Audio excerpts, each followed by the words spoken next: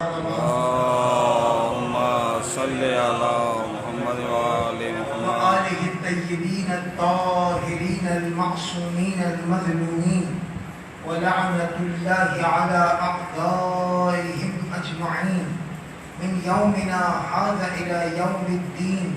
أما بعد فقد قال الله سبحانه وتعالى في محكم كتابه المجيد والفرقان الحميد وهو قوله أصدق الصادقين. بسم الله الرحمن الرحيم. قل لا أسألكم عليه أجرا إلا المودة في القربى صلوات. اللهم صل على محمد وآل محمد. حاضرین محترم، آپ سب اس بات سے بخوبی واقف ہیں کہ یہ مجلس مرحوم قمر عباس نقوی صاحب کے اسٹوڈنٹ کی مجلس ہے، اور یقیناً آپ لوگ آپ میں مرحوم کے رشتہ دار، اعزاء، دوست احباب، چاہنے والے سب موجود ہیں. آپ سب جانتے ہیں اس بات کو اچھی طرح کہ مرحوم کی زندگی میں اگر دیکھا جائے تو دو چیزیں بڑی نمایاں تھیں قمر عباس نقوی صاحب کی زندگی میں جو دیکھی گئی. ایک تو یہ کہ ان کو عزاداری مولانا حسین سے بڑا شغف تھا، مولانا حسین کی عزاداری سے بہت زیادہ شغف تھا. اور دوسری چیز ان کا اخلاقی کردار. یہ دو چیزیں ایسی ہیں کہ جو ایک مومن کے پاس اگر ہوں تو ان دونوں کے ذریعے اس کی دنیا کی سمجھ جاتی ہے، آخرت بھی سمجھ جاتی ہے. سبحان اللہ. دونوں چیزیں ایسی ہیں، دونوں بڑے کرامات سرمائے ہیں. آپ دیکھ لیجیے مثالیں جو میں خدمت میں آپ کی مرحوم کے اخلاق سے متعلق. میں خود جانتا ہوں کہ میں جتنی بار مرحوم کے گھر گیا تو مرحوم نے ایک رسمی استقبال نہیں کیا کہ آئیے بیٹھ جائیے، بلکہ بہت عزت افزائی کیا کرتے تھے. اور اس کے ساتھ ساتھ یہ کہ جناب چاہنے والے آنے والے شخص کے لیے اپنے آپ کو یہ کہا جائے کہ ہمیں کم حاضر رکھا کرتے تھے، اور جب تک ہم بیٹھے رہتے تھے اس وقت تک ہمارے سامنے موجود رہتے تھے اور ہر طرح کی دلجوئی کیا کرتے تھے. اور اسی اخلاق کا اثر ہے کہ آج دنیا سے جانے کے بعد، اور آج کی بات نہیں برسوں بعد بھی، جب بھی مرحوم کا ذکر ہوگا تو مرحوم کے اچھے اخلاق کے ذریعے سے ہوگا.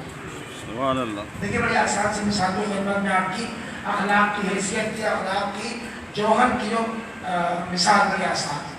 دیکھیے ہر انسان کے ساتھ، میرے ساتھ، آپ کے ساتھ، آپ کے ساتھ، ہر انسان کے ساتھ بہت ساری چیزیں وابستہ ہوتی ہیں اس کی زندگی میں.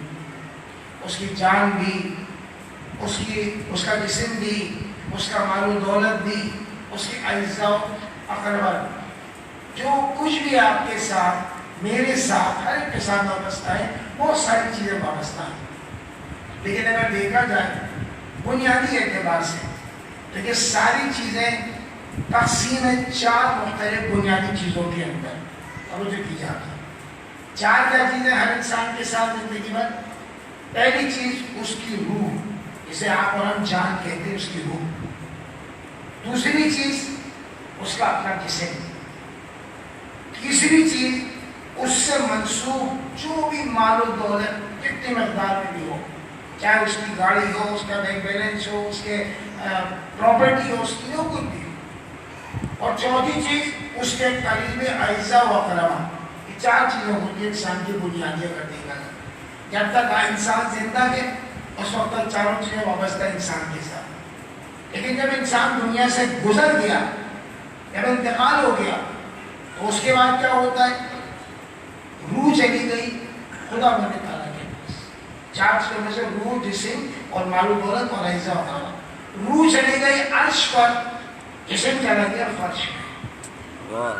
روح چلی گئی عرش پر، جسم چلا گیا فرش پر.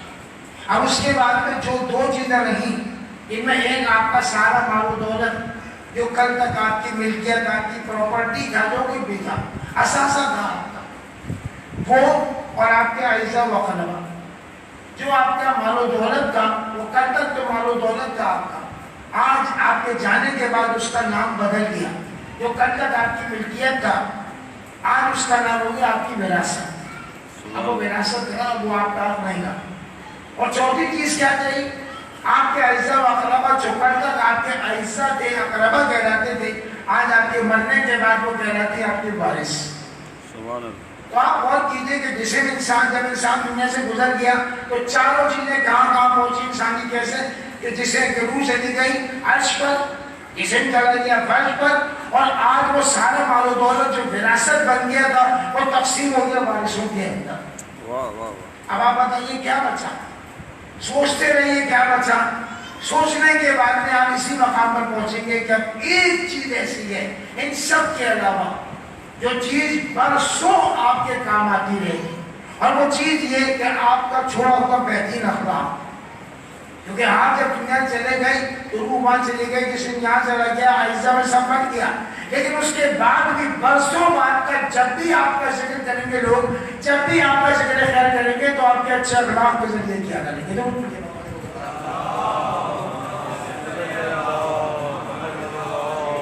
ذرا اس سے اندازہ لگائیے کہ اخلاقی اہمیت کتنی بڑی چیز ہوتی ہے۔ اور دوسری چیز میں نے کیا بتائی قبلہ کی مرغوم کی، وہ چیز تھی عزاداری۔ عزاداری میں اگر دیکھا جائے تو عزاداری کے ذریعے سے میں نے کہا نا کہ انسان اپنی دنیا اور آخرت سنوارتا ہے عزاداری کے ذریعے سے۔ اصل میں ایک مثال تو خدمت میں آپ کی کہ عزاداری کے ذریعے انسان بہت بڑے بڑے گناہوں سے انسان رک جاتا ہے، برائیوں سے انسان رک جاتا ہے۔ دیکھیے ایک مشہور شاعر تھے، یہ بزرگ جو بیٹھے جانتے ہوں گے، بچے شاعر جانتے ہوں، ان کا نام تھا آل رضا۔ آل رضا صاحب جو تھے ان کی تاریخ میں لکھا ہوا، ان کی تاریخ سیرت میں کہ جناب وہ بہت بڑا زندگی میں اپنے دل میں یہ خواہش رکھے رہے کہ مجھے میرے مولا حسین بلائیں کربلا، مجھے کربلا کی زیارت نصیب ہو جائے۔ سوچتے رہے، ارادہ کرتے رہے، دعائیں کرتے رہے۔ برسوں بعد ایک وقت ایسا آیا کہ میرے مولا حسین نے ان کو اپنی بارگاہ میں طلب فرمایا۔ جو مومن برسوں سے دعائیں کرتا رہے، برسوں سے اتنی بڑی خواہش دل میں لی ہے، وہ جب وہاں جائے گا تو اس کا کیا حال ہوا کیا؟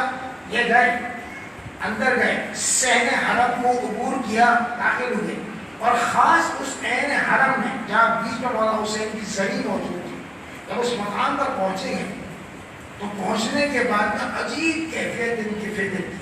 یہ لگتا تھا کہ جنت کا خواب جو دیکھا تھا وہ آج پورا ہو گیا۔ اپنی نگاہوں سے دیکھا جو خواب میں بھی نہ دیکھا تھا کہ مولا حسین کی صحیح کے سامنے میں کھڑا ہوا، اور اس موقع پر دیکھا اپنی نگاہوں سے سامنے دائیں دیکھا، بائیں دیکھا، دونوں طرف دیکھا۔ چاہنے والوں کا انداز عبادت عجیب ہے، کوئی مرثیہ پڑھ رہا ہے، کوئی مولا کے مصائب کو یاد کر رہا ہے، کوئی اپنی تسبیح و استغفار کر رہا ہے، کوئی جناب عبادت کر رہا ہے، کوئی نماز پڑھ رہا ہے، کوئی تلاوت کر رہا ہے۔ سب کو دیکھا، اس ماحول کو دیکھا، اس مقدس زری کو دیکھا، اور چونکہ مزاج شاعرانہ تھا اسی لیے یہ ہوا کہ اسی وقت خدا کی طرف سے مولا کے صدقے میں ان پر ایسی آمد ہوئی کہ انہوں نے اسی وقت فی البدیع کے بندوں کا ایک پورا مرثیہ لکھا سبحان اللہ۔ اسی وقت، اور اس میں سے اگر دیکھا جائے تو ایک بند جو غالباً شاید آخری بند تھا، وہی بند خدمت میں آپ کو بیان کر رہا ہوں اس حوالے سے کہ میں نے کہا کہ عزاداری سے انسان بہت بڑے فائدے حاصل کرتا ہے، جن میں ایک فائدہ یہ ہے کہ انسان گناہوں سے برائیوں سے رک جاتا ہے۔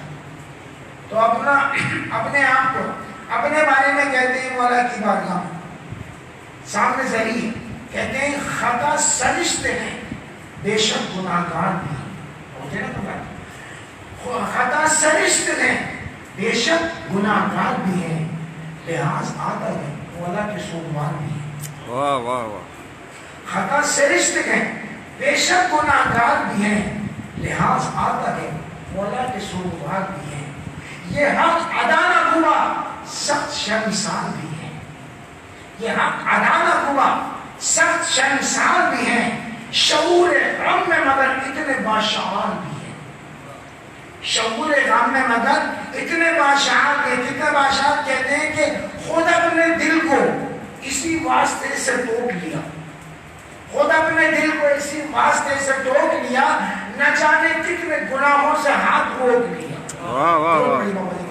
اللہم صلی علی محمد آل محمد۔ عزاداری در حقیقت ہمیں سکھاتی ہے کہ دیکھو دنیا میں زندگی کیسے گزارو، اہل بیت کی محبت و معرفت کیسے حاصل کرو اور اپنی آخرت کیسے بناؤ۔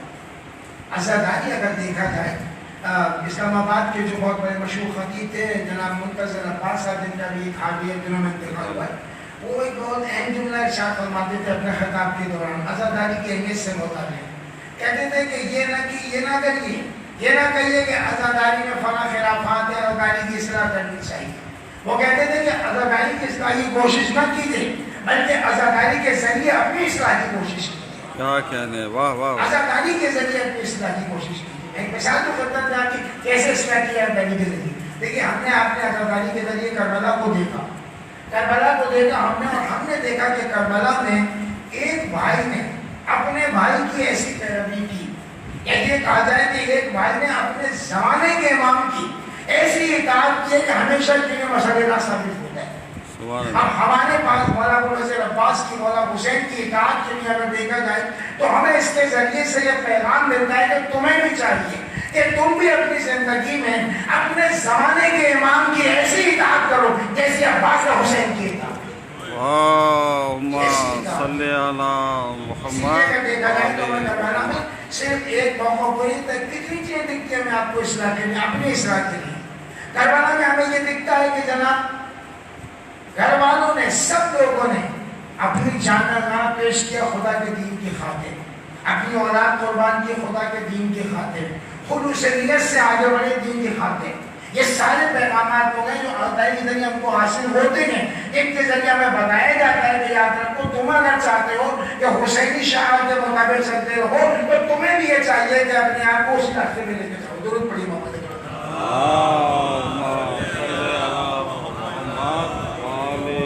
اور اس کے حوالے سے اگر دیکھا جائے تو عزاداری ہمیں ایک بہت بڑا پیغام یہ دیتی ہے، ہم سب کو پیغام دیتی ہے کہ دیکھو جس کی زبان سے اطاعت کا اعلان کر رہے ہو نا، عمل کے ذریعے اس کی اطاعت، یعنی اگر تم حسینی زبانی اعتبار سے ہو تو فقط زبانی اعتبار سے نہ بنو، بلکہ قلبی اعتبار سے، عملی اعتبار سے، فکری اعتبار سے حسینی ہو۔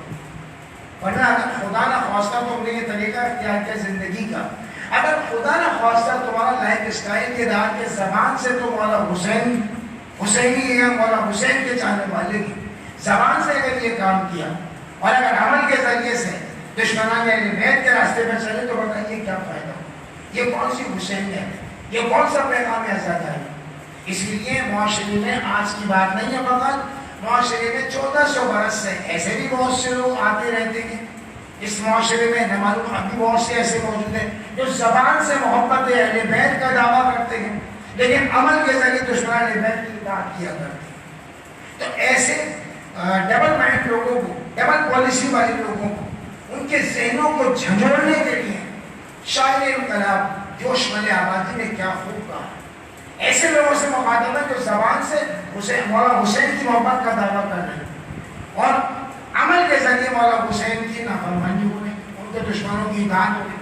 تو ایسے لوگوں کو ڈبل پوزیشن میں ایسے لوگوں کو مخاطب کرتے ہوئے شاعر انقلاب جوش ملے آبادی نے کیا خوب کہا، کہتے ہیں کس طرف جانا ہے تجھ کو سوچ اے مرد خدا، وہاں جانا ہے کہ یہاں جانا ہے، کس طرف جانا ہے تجھ کو سوچ اے مرد خدا، ایک طرف سیر پناہ گئے ایک طرف نہر بقا۔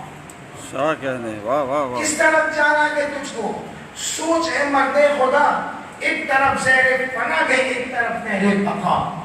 یا پہن لے، ادھر یہ اپنی چوائس ہے، یا پہن لے تاج کردار شہید کربلا، یا پہن لے تاج کردار شہید کربلا، یا محیط کشور باطل میں جا کر ڈوب جا۔ کس طرف جانا کہ تجھ کو سوچ اے مرد خدا، ایک طرف زہر فنا ہے ایک طرف نہر بقا، یا پہن لے تاج کردار شہید کربلا، یا محیط کشور باطل میں جا کے ڈوب جا، اور یا عنان ذہن عالم جانب حق موڑ دے، یا عنان ذہن عالم جانب حق موڑ دے، یا حسین ابن علی کا نام لینا چھوڑ دے۔ کیا کہتے ہیں، اللہم صلی علی محمد وآل محمد۔ اہل بیت کے گھر کی محبت کا اثر کہ ہمیں اور آپ کو اہل بیت کے در سے عزاداری جیسی شے ملی، اس کے ذریعے سے آپ اپنی اصلاح کر سکتے ہیں، پوری قوم کی اصلاح بھی ہو سکتی ہے، دنیا بھی سمجھ سکتی ہے، آخرت بھی سمجھ سکتی ہے، دنیا میں رجحان حاصل ہو سکتی ہے، معاشرے میں شفاعت حاصل ہو سکتی ہے۔ یہ اہل بیت عطا کا دیا ہوا ہوگا۔ اور اسی لیے اگر دیکھا جائے تو اہل بیت و اذان کی محبت سے متعلق آپ نے دیکھا، میں نے سرنامہ کلام میں جو آیت پڑھی، بڑی مشہور آیت ہے، آیت مبدل کہلاتی ہے، سورہ شعراء، قرآن پاک کا 42واں سورہ، اس سورہ کی 23ویں آیت ہے۔ اس آیت میں ارشاد ہوا کہ بسم اللہ الرحمن الرحیم قل لا اسألکم علیہ اجرا الا المودۃ فی القربى، میرے حبیب ان لوگوں سے کہہ دو کہ میں تم سے رسالت کا کوئی اجر نہیں چاہتا ہوں، کوئی بدلہ نہیں چاہتا ہوں، سوائے اس کے کہ تم میرے اقربا سے مودت کرو۔ آپ غور کیجئے، اس آیت کے ذریعے سے اجر رسالت جو ہے، یا کہا جائے کہ اقربا کی مودت جو کتنی عظیم شے، الفاظ سے اندازہ لگائیے۔ خدا فرما رہا ہے میرے حبیب ان سے کہہ دو میں سوال نہیں کرتا ہوں سوائے اس کے کہ تم اجر رسالت مودت کی صورت میں دو۔ یعنی یہ لفظ اسألو بتا رہا ہے یہاں پر کہ یاد رکھیں کہ اجر کے مودت اہل بیت جو یہ اتنی بڑی شے، اتنی قیمتی شے ہے کہ اس کے لیے پیغمبر اسلام کو سوالی بننا پڑا، خدا کی پیغمبر سوالی بن۔ اور اگر دیکھا جائے اس میں ایک لفظ ہے اجر، یہ مودت ہے، اقربا کی مودت ہے وہ اجر۔ اجر عربی زبان کا لفظ ہے، ہمارے یہاں بھی استعمال ہوتا ہے لفظ اجر۔ آپ ذرا اس میں غور کیجئے کہ اجر کے معنی کیا ہوتے ہیں۔ ہمارے یہاں بھی اجر بدلے کے معنی میں استعمال ہوتا ہے اور عربی زبان میں، لیکن اتنا یاد رکھیے کہ بدلے کا مطلب یہ ہوتا ہے کہ بالکل ہم پلہ ہم برابر، ہم وزن جو کہا جاتا ہے، آپ دو چیزوں کو برابر اگر ایکول ان کی ویلیو ہے تو آپ کہہ سکتے ہیں اس کا اجر یہ ہے، اس کا اجر یہ ہے، لیکن اگر آپ نے فرق کر دیا تو اجر نہیں کہہ سکتے۔ مثال کے طور پر یہ ممبر ہے، اس ممبر کے بنانے کے بعد اگر یہاں کی اس ٹرسٹ نے کسی بڑھئی کو، کارپینٹر کو یہ سارا سامان دیا اور کہا کہ جناب یہ بنا دیجیے ممبر، آپ کتنی اجرت ہوگی آپ کی؟ میں مثال دے رہا ہوں، مثلا ہوتا ہے کہ صاحب 5000 روپے ہوگی میری اجرت۔ ان لوگوں نے کہا ٹھیک ہے، اب جناب ممبر بن رہا۔ جب ممبر تیار ہو گیا پورا، اب اس نے بلایا اور کہا آئیے دیکھیے ممبر بن گیا ہمارا۔ جن لوگوں نے ممبر بنوایا انہوں نے ممبر کو چاروں طرف سے دیکھا، ہر طرف سے دیکھا، مطمئن ہو گئے۔ جب مطمئن ہو گئے اب اس نے کہا کہ لائیے میری اجرت، لائیے میرا اجر۔ اب اگر یہ مثال کے طور پر جو 5000 معین ہوئے تھے، اگر واقعاً پورے 5000 روپے لفافے میں رکھ کر یا ہاتھ میں رکھ کر اگر دیں گے تو بلا جھجک یہ کہہ سکتے ہیں کہ لو بھائی تمہارا اجر یہ اپنا اجر لے لو، اپنی اجرت۔ لیکن خدا نہ خواستہ اگر اس میں سے 100 روپے بھی آپ نے ڈنڈی مار دی تو پھر آپ یہ نہیں کہہ سکتے کہ اپنی اجرت لے، آپ کا دل مطمئن نہیں ہے یہ کہنے کا۔ تو کیوں؟ اس لیے کہ یاد رکھیں اجرت اور اجر کے معنی ہوتے ہیں ہم اللہ برابر۔ یہاں کہا گیا کہ ان سے کہہ دو، میرے رسول ان سے کہہ دو کہ میں رسالت کا اجر، دین اسلام کی تبلیغ کا اجر کچھ نہیں چاہتا ہوں سوائے اقربا کی مودت کی۔ اس کا مطلب قرآن یہ بتا رہا ہے کہ یاد رکھو اہل بیت کی محبت کو کوئی چھوٹی شے نہ سمجھ لینا، یہ نہ سمجھنا کہ جس طرح اسلام میں نماز ہے، قرآن ہے، جہاد ہے، روزہ ہے، اس طرح ایک شے اہل بیت کی محبت بھی ہے، بلکہ یقین جان لو کہ اہل بیت کی محبت کی اتنی عظمت ہے کہ جتنا پورے دین اسلام کا وزن ہے اتنا اہل بیت کی محبت کا وزن ہے۔ واہ واہ واہ، اللہم صلی علی محمد آل محمد۔ اسی لیے آپ دیکھیں معصوم کی حدیث ہے، امام جعفر صادق علیہ السلام صلی علی محمد آل محمد۔ آپ نے فرمایا، دو جملے بولا کہ نہیں کتنے اہم جملے، فرمایا لکل شیء اساس، ہر چیز کی کوئی نہ کوئی بنیاد ہے۔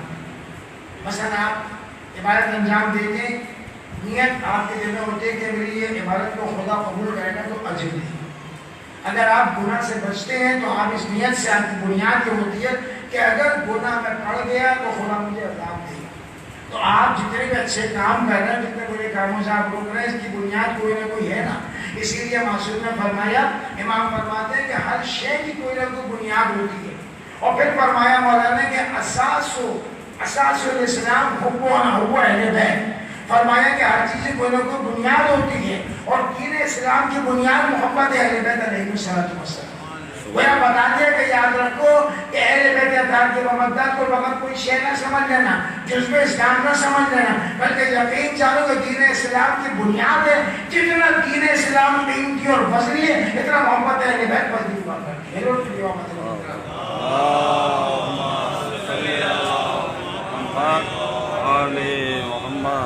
پھر اس کے بعد میں کیا لفظ ہے؟ اب دیکھیے، ایک لفظ ہے اقربا کے مودت، اجر کے کیا قرار، اجر کیا قرار دیا گیا؟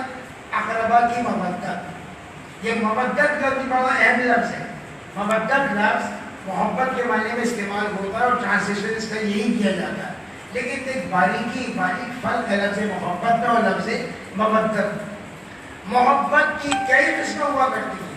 ایک ہوتی ہے دکھاوے کی محبت، ایک ہوتی ہے ظاہری محبت، ایک ہوتی ہے خود غرضی کی محبت، کہ کام پڑ گیا تو محبت کا اظہار ہو رہا ہے۔ تو محبت کی کئی قسمیں ہوا کرتی ہیں، لیکن اگر دیکھا جائے تو محبت کی کوئی چھوٹی موٹی قسم نہیں ہوا کرتی ہے، بلکہ مودت کے معنی ہوتے ہیں محبت کی بڑی اعلیٰ ترین منزل۔ اس کے لیے علماء نے بڑی بہترین مثال دی۔ مولانا حسین پنجابی صاحب نے مودت کی تعریف بڑے اچھے انداز سے کی تھی۔ انہوں نے کہا کہ مودت کے معنی یہ ہوتے ہیں کہ محبت کرنے والا کوئی بھی کام کرے، کسی جانب بڑھے، قدم اٹھائے، تو قدم اٹھانے سے پہلے اپنے محبوب کی مرضی کو معلوم کرے کہ میں جو کام کرنے جا رہا ہوں اس کام سے میرا محبوب راضی ہے کہ راضی نہیں ہے۔ اگر میرا محبوب راضی ہے اور میں آگے بڑھ رہا ہوں تو یہ کرائے گی محبت اہل بیت علیہ السلام۔ اتنی بڑی بات۔ اور پھر اس کے بعد میں آپ دیکھیے کہ اہل بیت اطہار کے درس ہے، کتنا بڑا سرمایہ ہمیں ملا اہل بیت اطہار کی محبت۔ مثالیں آپ کو بہت ساری اہل بیت اطہار کی سیرت۔ مثلا میں ایک مثال کو خدمت میں آتا ہوں، پیغمبر اسلام کے کتنے صحابی تھے یہ آج تک مسلمان اس میں متفق نہیں ہو سکتے، اور وہ بھی نہیں سکتے، اس لیے کہ سیدھی بات ہے کہ میں نے اگر تحقیق کی، مثال کروں، میں نے تحقیق کی، میں نے کہا پیغمبر کے 1000 اصحاب تھے، آپ میں سے کسی صاحبین نے تحقیق کی، اس نے کہا نہیں صاحب 1000 نہیں تھے 1100 تھے، تحقیق ہے اپنی، کسی نے کہا 1200، کسی نے کہا 800۔ تو مسلمان اس پر تو متفق نہیں ہے اپنے بھی تحقیق کی وجہ سے کہ پیغمبر کے کتنے اصحاب کی تھی، تعداد کی تھی، لیکن اس پر سب متفق ہیں کہ پیغمبر کے سارے اصحاب میں سے ایک ہی صحابی ایسا تھا جسے پیغمبر نے منیت کی سند دی، السلمان منا اہل البیت، سلمان اہل بیت میں سے۔ بڑی توجہ والی بات یہ ہے کہ اصحاب پیغمبر کے ساتھ رہتے تھے، پیغمبر کی اطاعت کرتے تھے، پیغمبر کے کلام کو سنتے تبلیغ کرتے، لیکن پیغمبر اسلام کے سب میں سے صرف ایک صحابی کے لیے ارشاد فرمایا سلمان منا اہل البیت، سلمان اہل بیت میں سے۔ سوال پیدا ہوتا ہے کہ سلمان کے اندر آخر ایسی کون سی بات تھی، کون سی کوالٹی تھی، کون سی فضیلت پیغمبر کو دکھی ایسی جو کسی اور صحابی میں نہیں تھی، جو پیغمبر اسلام نے ارشاد فرمایا۔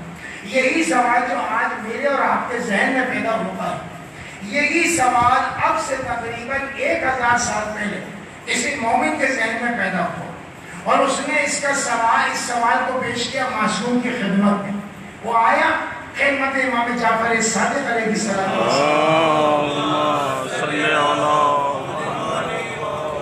اگر سوال سنیے اور مولا کا جواب سنیے۔ یہ جواب کسی عام انسان کا نہیں، مجھ جیسے عام انسان کا، معصوم کا جواب۔ کہاں فرزند رسول یہ بتائیے، آپ کے جد پیغمبر اسلام کے اصحاب تو بہت سارے تھے، لیکن ان سارے کے سارے اصحاب میں سے جناب سلمان نے پیغمبر اسلام نے ایسی کون سی فضیلت دیکھی جو پیغمبر اسلام نے فقط سلمان کو منیت کی سند دی؟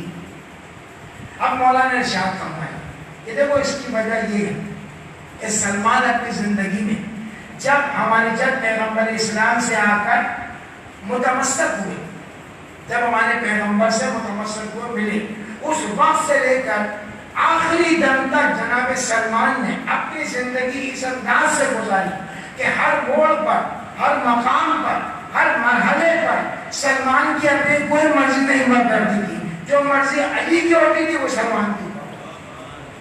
سلمان نے کرائٹیریا اپنی مرضی نہیں رکھا، بلکہ سلمان نے علی کی مرضی رکھا کہ جو علی کی مرضی ہوتی تھی وہی سلمان کی مرضی ہوتی تھی۔ درود پڑھی بابا اللہم صلی علی محمد و آل محمد۔ اسی لیے اگر دیکھا جائے کسی نے کیا خوب کہا جناب سلمان بن اہل بیت والی، یہ اہل بیت اطہار کی محبت کوئی چھوٹی شے نہیں، چاہنے والے نے بڑی بہترین بات کہی. اور اس حوالے سے کہیے کہ آپ دیکھیں دنیا میں بہت سارے لوگ اس دور میں بھی ایسے بہت سے موجود ہیں، ان کے پاس دنیاوی بہت سرمایہ، مال و دولت، حکومت، تخت و تاج، خزانے موجود ہیں، لیکن یہ محبت اہل بیت کا خزانہ موجود نہیں ان کے پاس. اتنی طاقت ہے اتنی سب کچھ ہونے کے باوجود، لیکن ایک طرف ہم گناہ گار ہیں کہ ہم بظاہر عام انسان ہیں، ہمارے پاس محبت اہل بیت کا خزانہ موجود ہے. تو کہنے والے نے کہا کہ اللہ اس فقیر کو گھر اختیار دے، اللہ اس فقیر کو گھر اختیار دے، دنیا علی کے نام پہ صدقہ اتار دے. اللہ اس فقیر کو گھر اختیار دے، دنیا علی کے نام پہ صدقہ اتار دے. اور ہر ایک کے نصیب میں حب علی کہاں، ہر ایک کے نصیب میں حب علی کہاں، یہ اس کی دین ہے جسے پروردگار. سبحان اللہ. صلی ہر امام کے دور میں دیکھیے، آپ دیکھیے مثلا مختلف علماء تعلیم جو ہیں وہ مختلف موقعوں پر قید رہے، لیکن اگر دیکھا جائے تو حضرت امام مسیح کاظم علیہ السلام صلی علی محمد آل محمد. امام مسیح کاظم علیہ السلام بہت عرصے تک قید میں رہے. اچھا جب ان کی قید کے متعلق ہسٹری پڑھی جاتی ہے تاریخ کی کتابوں میں تو یہ نہیں لکھا ہوا ہے کہ کسی ایک قید خانے میں ڈال دیا مولا کو اور کسی ایک شخص کو معین کیا گیا بھائی ٹھیک ہے تم دربان میں زندان بانو، تم یہاں ان کو قید میں رکھو اور چھوڑ دیا اس آدمی کو برسوں. ایسا نہیں تھا. بڑی عجیب بات تاریخ میں لکھی کہ امام کو قید خانے میں رکھا جاتا تھا اور امام کی نگرانی کے لیے ایسے شخص کو اپوائنٹ کیا جاتا تھا جو بد سے بدتر بد اخلاق ہو تاکہ وہ امام کو زیادہ اذیت دے سکے. اب جناب کسی کو رکھا حکومت نے جس سے کوئی سمجھا کہ بد سے بدتر ہے اور امام کے بعد آ کرتا تھا کہ امام قید میں ہوا، لیکن دیکھا جاتا تھا کہ تھوڑے ہی دنوں کے بعد میں بد سے بدتر جو خون سے خون تر بن جاتا ہے. بد سے بدتر خون سے خون تر بن جاتا ہے. سبحان اللہ. اب حکومت پریشان ہوتی تھی کہ کیا کریں بھائی، اب اس کو چھوڑو، اب کسی اور بد سے بدتر کو لے کر آؤ.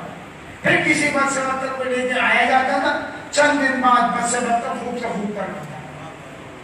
جب خوب سے خوب تر بن گیا تو حکومتیں پریشان ہو گئی اور حکومتوں نے دیکھا کہ آخر وجہ کیا ہے. وجہ یہی ہے کہ جناب بد سے بدتر کو لے کے آؤ، لیکن یہ وہ ہستی ہے کہ ان کی صحبت کی وجہ سے بد سے بدتر خوب سے خوب تر بن گیا.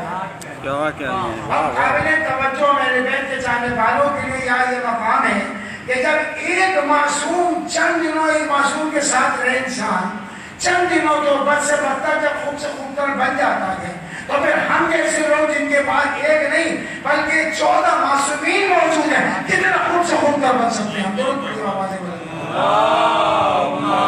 صلی علی محمد آل محمد. اسی لیے آپ دیکھ لیجیے کہ اہل بیت اطہار نے یہ بتایا کہ دیکھو یاد رکھو تمہارے دل میں ہماری کتنی محبت ہے یہ تمہیں کو پتا.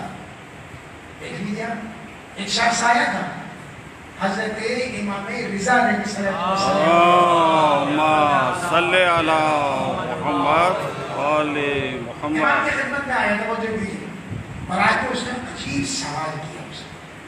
اس نے کہا یبن رسول اتحبونی، فرزند رسول کیا آپ مجھ سے محبت کرتے ہیں؟ اس پر توجہ کیجیے کہ صرف یہ نہیں سمجھتے کہ ایک شخص آیا امام سے پوچھ لیا کہ آپ مجھ سے محبت کرتے ہیں. نہیں، اس حوالے سے دیکھیے کہ کتنا خوش نصیب مومن تھا جو اپنے زمانے کے امام سے براہ راست سوال محبت کر رہا ہے کہ فرزند رسول کیا آپ مجھ سے محبت کرتے ہیں؟ اگر آج ہم سے پوچھا جائے کہ بتائیے امام کیا جواب دے دے، امام نے کیا جواب دیا ہوگا، کیا دینا چاہیے، تو ہمارے پاس دو ہی ہماری عقل کہتے جوابات تھے کہ یا تو امام یہ کہہ دیتے اس سے کہ ہاں تم سے محبت ہے، نہیں نصیب امام وقت محبت کر رہا، یا یہ ہوتا کہ امام فرماتے اس سے کہ تم سے محبت نہیں ہے. اگر فرماتے کہ تم سے محبت نہیں ہے تو بتائیے کوئی کیا کر لے. لیکن بڑی عجیب بات، امام سے پوچھا گیا کہ آپ ہم سے محبت کرتے ہیں، امام نے جواب نہ ہاں میں دیا نہ میں دیا، نہ ہاں میں دیا نہ میں دیا، بلکہ امام نے ایک ایسا جواب دیا جو قیامت تک آنے والے تمام صاحبان ایمان کے لیے کلیہ محبت اہل بیت ثابت ہوتا ہے۔ سبحان اللہ۔ اور وہ کیا؟ وہ کہہ رہا ہے کہ فرزند رسول اب تو ایک بونی فرزند رسول کیا آپ مجھ سے محبت کرتے ہیں؟ امام نے فوراً فرمایا ارجع الی نفسک، پلٹ جاؤ اپنے نفس کی طرف۔ یعنی وہ کہہ رہا ہے کہ فرزند رسول کیا آپ مجھ سے محبت کرتے ہیں؟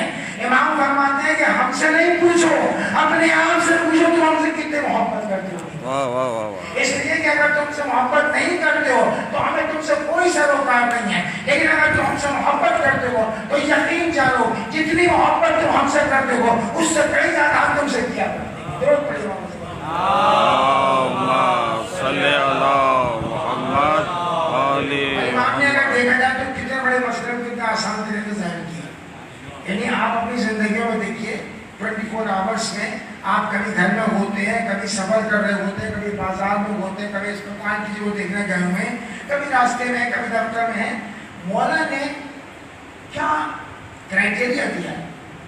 کوئی بڑے تجربے کی ضرورت نہیں، ہال فل ہوتی ہے، مولا نے بتا دیا کہ یاد رکھو تم صرف یہ دیکھ لو، یعنی آپ راہ چلتے بھی یہ کام کر سکتے ہیں کہ صرف یہ دیکھ لیں، اندازہ لگا لیں کہ مجھے اہل بیت سے کتنی محبت ہے، مجھے اہل بیت سے کتنی محبت ہے۔ نہ زیادہ ٹائم لگے گا، نہ کوئی خاص جگہ بیٹھنا ہوگا، آپ کو سفر کے دوران بھی آپ کرتے ہیں کہ یہ دیکھنا خالی کہ مجھے خود اہل بیت سے کتنی محبت ہے۔ اگر مجھے اہل بیت سے محبت ہے یقین ان کو مجھ سے محبت ہے۔ کیا کہنا اور محبت اہل بیت جو اگر دیکھا جائے تو اس کو مانگتی ہے اہل بیت کی اطاعت، سبحان اللہ۔ اہل بیت کی اطاعت۔ آپ لوگ اس پر کیا جمع ہوئے ہیں؟ معلوم ہمارے پاس نقوی صاحب کے سوئم کے مجلس میں ہم زندگی میں اگر دیکھا جائے تو سال میں نہ معلوم کتنی مجلس میں ہم آپ شرکت کرتے ہیں سوئم کی چہروں کی، یہ ساری سماعت کی جو ہوتی ہے آپ نے کبھی غور کیا ہے؟ ان مجلسوں کا ظاہراً تعلق جو ہے وہ مرنے والے سے ہوتا ہے، اس کا ثواب آپ اس کو پہنچا رہے ہوتے ہیں، لیکن اگر دیکھا جائے تو اس کا جتنا زیادہ فائدہ آپ کو ہوتا ہے نا اتنا مرنے والے کو نہیں۔ اگر حاصل کرنا چاہیں ثواب تو آپ پہنچا دیں گے، لیکن ثواب پہنچانے کے بعد سوچیں کہ جو دنیا سے گزر گیا اب نہ اس کے پاس گناہ سے بچنے کا موقع نہ عبادتیں کرنے کا موقع ہے، لیکن جو موقع میرے آپ کے پاس جو دنیا میں رہ گیا ہے اس موقع کی قدر کیجئے، اس مقدس مقام پر آ کر بیٹھ کر اس مقام پر جہاں ایک طرف مجھ جیسے آپ جیسے ہم جیسے گناہگار آتے ہیں، دوسری طرف اسی مرجعہ پر اہل بیت اطاعت تشریف لاتے ہیں، ان کے مقدس وسیلوں کو ان کے مقدس وسیلوں کو گواہ بنا کے خدا کی بارگاہ میں ہے کہ پروردگارا میں نے یقیناً پوری زندگی کوتاہی میں گزاری، غفلت میں گزاری، گناہوں میں گزاری، لیکن آج ان معصوم مسئولوں کے ذریعے سے ان کو گواہ بنا کے تیری بارگاہ میں عہد کرتا ہوں کہ خدا بندہ آج سے لے کے مرتے دم تک صرف دو ہی کام کروں گا، تیری عبادت کروں گا، ان کی اطاعت کرتا ہوں۔ سبحان اللہ، واہ واہ واہ۔ اگر یہ عہد دے کر فرش اقدس میں اور آپ اٹھیں خدا توفیق عطا کرے تو یقین جانے ہم کتنا آگے اپنے آپ کو بڑھا سکتے ہیں کہ بہتر تحقیق کا سبحان اللہ۔ کتنا آگے بڑھا سکتے ہیں۔ معصومین نے زور دیا اس بات پر کہ دیکھو اتنا یاد رکھو کہ تمہارے اوپر جو حقوق واجب ہوتے ہیں نا، حقوق اللہ حقوق العباد، ان کو انجام دیتے ہو۔ ہمارے یہاں ہم مسلمانوں میں اگر دیکھا جائے تو ایک کنسیپٹ بڑا عجیب ہے کہ ہم نے حدیث کا مطلب غلط سمجھ لیا۔ مثال کے طور پر ہمارے یہاں مسلمانوں میں ہر مذہب کی بات کر رہا ہوں، ہمارے یہاں مسلمانوں میں ایسی حدیث ہے جن میں کہا گیا کہ جناب حج کا اجر جو ہے وہ وجوب جنت کا واجب ہونا ہوتا ہے حج کا، اور عمرے کا اجر جو ہے وہ کہا گیا تمہاری زندگی کے سارے گناہوں کا دل جانا مٹ جانا۔ ہم لوگوں نے فوراً اس کا مطلب سمجھا کہ اب جو بھی گناہ کر لیا، جس کا ہم نے مال بس کر لیا، جس کے لیے کوئی زبان استعمال کر لی، جس کو دھوکہ دے دیا، کچھ بھی ہوتا رہے، بس ایک بار عمرے میں چلے جاؤ سارے گناہ معاف ہو جائیں۔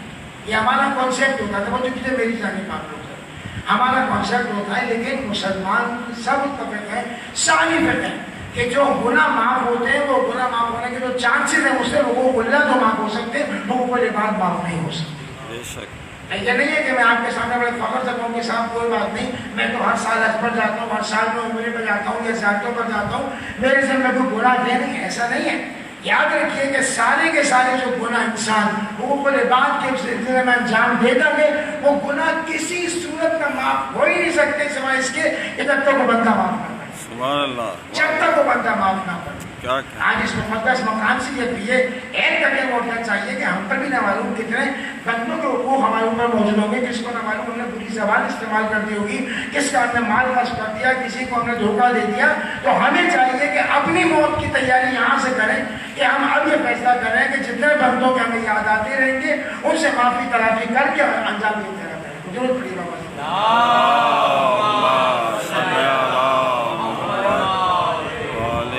آپ جانتے ہیں, آخری بات بیان کر دوں خدمت میں آپ کی, کہ بہت ساری چیزیں ایسی ہوتی ہیں جو عیسائی سماج کے لیے انجام دی جاتی ہیں.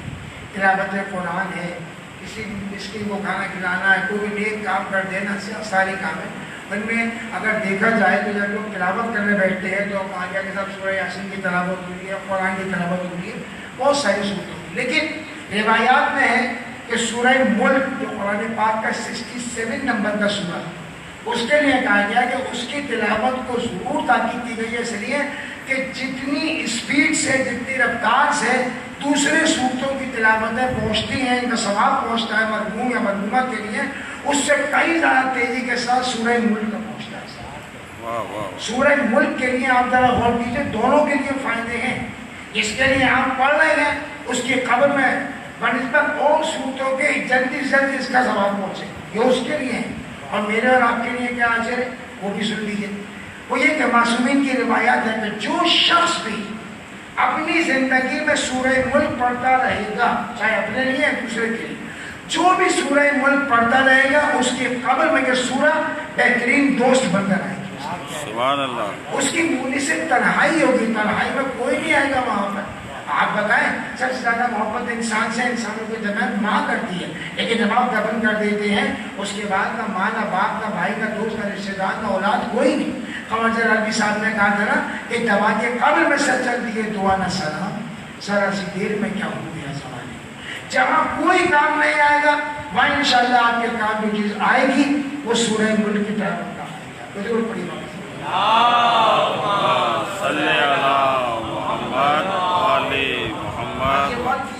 محبت اہل بیت کا اثر تو یہی ہے کہ ابھی پرسوں مرحوم کا انتقال ہوا, جنازہ اٹھا, آپ سب جمع ہوئے, ایسا کو آپ نے تسلی دی, تشفی دی, اور یقیناً دفنانے کے لیے آپ لوگ گئے.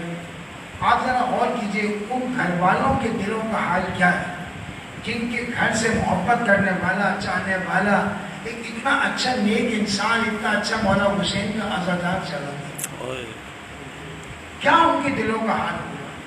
لیکن یہ اہل بیت اطہار کی محبت کا اثر ہے کہ جنازہ اٹھائے اپنے گھر والے کا, دفنائے اپنے گھر والے کو, جدائی اپنے گھر والے کی ہوئی ہے, لیکن جب یاد آئی ہے تو فرش میرے مولا حسین کے نام پر بچھایا, فرش اس کے نام کا بچھایا گیا ہے جو یہ حسرت لے کے رہ گیا تھا, اس کے گھر والے یہ حسرت لے کے رہ گئی تھی. عزیزانو, میں تو اگرچہ جنازے میں شریک نہ ہو سکا تھا, مجھے بعد میں اطلاع ملی, لیکن یقیناً عزیزانو, یقیناً آپ لوگوں نے دیکھا ہوگا جب جنازہ اٹھایا گیا ہوگا تو آپ نے فقط نہ اٹھایا ہوگا بلکہ مرحوم کے بیٹے بھی آئے ہوں گے آگے, بیٹوں نے گانا دیا ہوگا, بیٹوں نے باپ کی میت کو لحد میں اتارا ہوگا, بیٹوں سے آپ گلے ملے ہوں گے.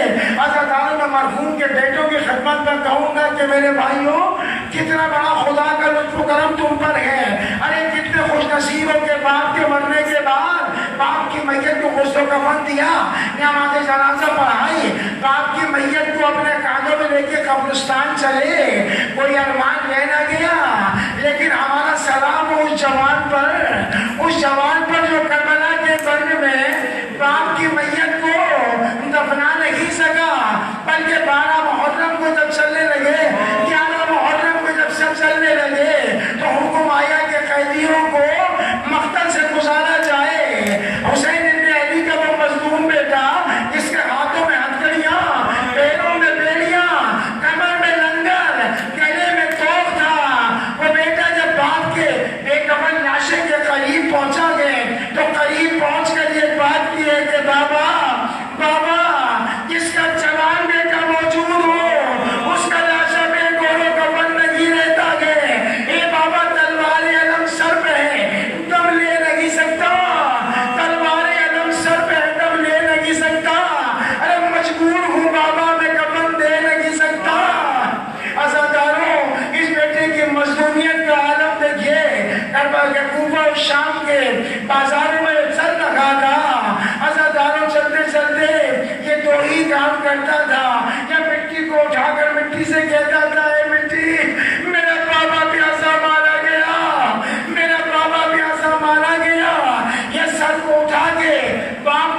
باپ کے نوکے نظر میں باپ کے سر کو دیکھ کر کہتا تھا بابا بابا ہم جیسا بھی کوئی مظلوم ہوگا کہ باپ کا سر نوکے نظر کے ساتھ چل لگا دے.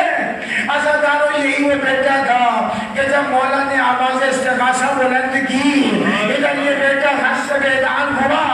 ایسے ہی غش سے بیدار ہوتے ہوئے اس بیٹے نے اپنے سر کے سرانے ایک ٹوٹا ہوا نیزہ رکھا تھا. اس نیزے کو اٹھایا اور نیزے کو اٹھا کر کوڑیوں کے بعد آگے بڑھنا چاہا. ابھی اماں سے کہا ابھی اماں ذرا خیمے کا پردہ ہٹا دیجئے. عزاداروں جیسے ہی خیمے کا پردہ ہٹایا فوراً پوچھا بیٹا کہاں جا رہے ہو؟ رو کر کہا ابھی اماں آپ نے سنا نہیں؟ ارے بابا مدد کے واسطے بلا رہے ہیں. جیسے ہی بیٹے نے مقتل پہ نگاہ ڈالی ادھر مقتل پہ نگاہ ڈالنا تھا. خدا کسی بیٹے کو یہ وقت نہ دکھائے. ارے جیسے ہی مقتل پہ نگاہ ڈالی ہاتھ سے ٹوٹا ہوا نیزہ پھینکا سر کو جھکایا ہاتھ کو بلند کر کے کہا السلام علیکم یا عباد اللہ السلام علیکم یا عباد اللہ ربنا تقبل منا انك انت السميع العليم. خدا بندہ اپنے واسطہ محمد و آل محمد علیہ السلام کا پروردگارہ ہماری اس عبادت کو اپنی بارگاہ میں شرف قبولیت عطا فرما. خدا بندہ ہم سب کو علم و ایمان و یقین کی دولت عطا فرما. پروردگارہ محمد و آل محمد علیہ السلام کا واسطہ خدا بندہ کائنات میں موجود تمام مسلمانوں کو حق کے ساتھ متحد رہنے کی توفیق عطا فرما. خدا بندہ ہم سب کو اپنی دینی اور دنیاوی ذمہ داریوں کو حسن خوبی کے ساتھ انجام دینے کی توفیقات عطا فرما. پروردگارہ یہ ذیقعد کا مہینہ اس مہینے کا سب سے اہم اور خاص عمل جو کہ کتابوں میں لکھا ہے علماء کرام نے وہ یہی ہے کہ انسانوں پر ہر قسم کی سختی کے دور ہونے کی دعائیں قبول ہوتی ہے اس مہینے. خدا بندہ اس مہینے میں جس کے ساتھ میں جس قسم کی سختی ہو مالی ہو جسمانی ہو کسی بھی طرح کی ہو ان تمام سختیوں کو دور کر دے. خدا بندہ تیری بارگاہ میں دعا گو کہ پروردگارہ مرحوم سید قمر عباس نقوی ابن سید غلام حیدر نقوی کی جانب سے انجام دی جانے والی تمام نیکیوں اور تمام عبادتوں کو اپنی بارگاہ میں شرف قبولیت عطا فرما. مرحوم کے لوائقین کو خدا بندہ صبر جمیل عطا فرما. مرحوم کی تقصیرات کو درگزر فرما. مرحوم کو روز محشر میدان محشر میں شفاعت محمد و آل محمد علیہ السلام نصیب فرما. خدا بندہ امام زمان کے ظہور میں تاجیل فرما. ہم سب کو امام کی مددگاروں میں شامل ہونے کی توفیقات عطا فرما. حاضرین محترم سے گزارش ہے کہ ایک بار سورہ حمد اور 3 بار سورہ اخلاص پڑھ کر مرحوم سید قمر عباس نقوی ابن سید غلام حیدر نقوی کی روح سے وصل فرما.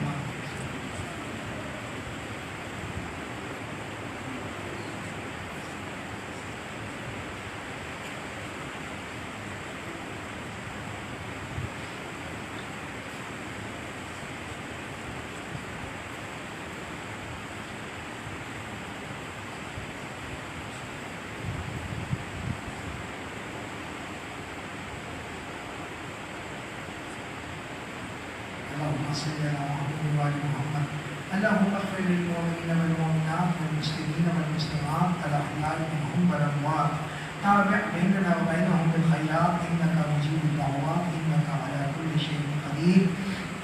ان الله وملائكته يصلون على النبي يا ايها الذين امنوا صلوا عليه وسلموا تسليما.